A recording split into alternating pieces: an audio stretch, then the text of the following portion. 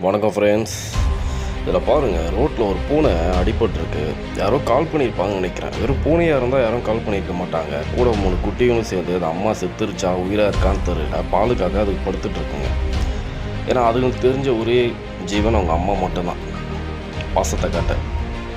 யாரோ கால் பண்ணியிருப்பாங்க போல். ஒரு அக்கா வராங்க, வந்துட்டு அந்த பூனையை உழுக்குறாங்க. உயிராக இருக்கான்னு தெரில, இல்லை வேறு எங்கன்னா அடிபட்டிருக்கா என்ன இதுன்னு செக் பண்ணுறாங்க. உடனே ஒரு துணியில் படுக்க வைக்கிறாங்க. படுக்க வச்ச கையோட அதோட ஹார்ட் பீட்டை செக் பண்ணுறாங்க. அதுக்கு ஹார்ட் பீட் இருக்கா, உயிர் இருக்கா இல்லையான்னு சொல்லி அது இதய துடிப்பை செக் பண்ணுறாங்க.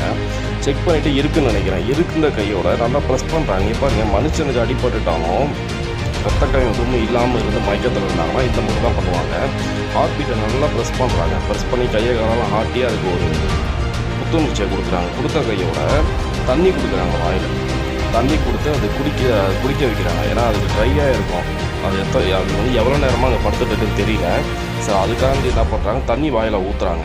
குடித்தோடனே அங்கே பாருங்கள், தொண்டை அதுக்கு ஆடுது. ஆனால் எந்த அசையும் இல்லை, கண் அசைவு கால அசைவு எதுவுமே அதுக்கு இல்லை. ஆக்சுவலாக அப்படியே மயக்கத்திலேயே தான் படுத்துட்ருக்கு. அடுத்த கோயில் என்ன பண்ணுறாங்க, உடம்பு போட்டு நல்லா ப்ரெஸ் பண்ணுறாங்க. ப்ரெஸ் பண்ணிட்டு ஆக்சிஜன் வைக்கிறாங்க. அதுக்கப்புறம் ஓரளவுக்கு அவங்க ட்ரை பண்ணுறாங்க. ஏன்னா அதுக்கு அதை காப்பாற்ற முடியுமா இல்லையான்றதெல்லாம் அவங்க கான்ஃபிடென்ட் ஆகுறாங்க. ட்ரை பண்ணி அதை ஓரளவுக்கு ஓகே பேக்கப் பண்ண முடியும் தெரிஞ்ச கையோட அவங்க கிளினிக் வச்சுருக்காங்க போல். கிளினிக் கூட்டிகிட்டு போகிறாங்க. கிளினிக்கில் கூட்டிகிட்டு போய் அதை சுத்தம் பண்ணுறாங்க.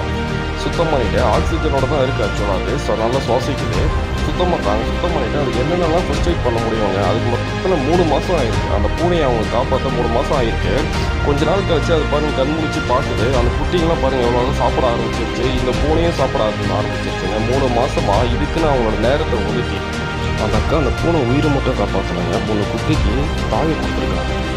இதுக்காக தான் கடவுள் மனுஷனுக்கு எல்லா அறிவும் வச்சு படைச்சது கடவுள் இதுக்காக தான். ஆனால் இதுக்கு அதை மறந்துட்டு மனுஷன் என்னென்னமோ பண்ணிகிட்ருக்கோம். ஆனால் இதை தான் பண்ணணும்னு சொல்லி நம்ம கொஞ்சம் திருந்துவோம்.